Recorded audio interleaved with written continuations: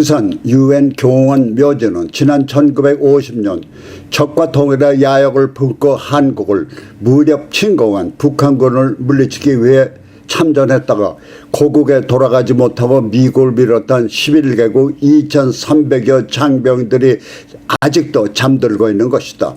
한국전 당시 북한군이 삽시간에 한국을 석권했을 때 마지막 보루인 부산에서 한미동맹의 주축인 미국이 자유우방국과 함께 북한군을 38도선 이북으로 몰아내며 오늘의 번영된 한국을 이룩하는 데 이바지한 장병 가운데 고귀한 생명을 희생한 영령들이 잠들고 있는 것이다.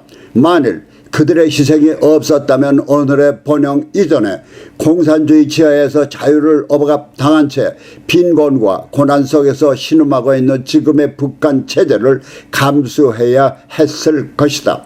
그러나 지금의 이들이 있었기에 오늘의 한국이 있는 것이다. 이 묘사 앞에 펼쳐진 부산의 발전된 모습을 만일 이들이 볼 수 있다면 그들의 희생이 결코 헛된 것이 아니었음을 실감할 것이다.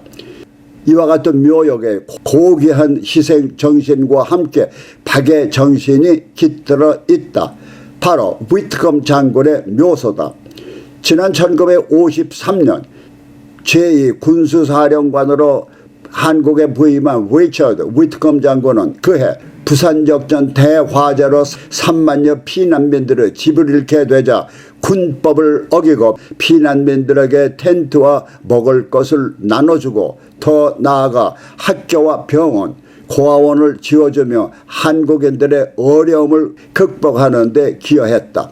그러나 미국에서는 위트컴 장군이 군법을 어긴 것에 대한 청문회를 개최하며 위트컴 장군을 소환했다.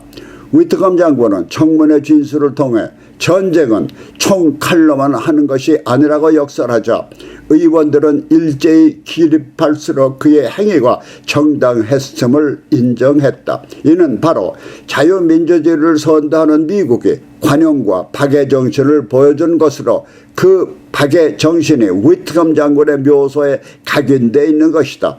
이처럼 타국을 위한 고귀한 희생정신과 박애정신이 깃들어 있는 부산 UN 공원 묘지를 찾으며 조명되는 것이 5.18 묘역이었다. 이와 같은 고귀한 정신보다는 강화된 정신을 5.18 특별법까지 만들고 심지어 부산 UN 공원 묘지에 깃들어 있는 고귀한 희생과 박의 정신 같은 것은 뒤로 하면서 국가의 안위와 발전에 이바지하기는커녕 국고를 낭비하며 배를 두드리고 있는 무리들이 타국의 안위를 위해 고귀한 생명을 바친 희생 정신과 타인을 위한 박의 정신이 깃들어 있는 이곳에서 이와 같은 정신들을 진심으로 받아들일 수 있다면 부끄러움에 고개를 들지 못할 것이다.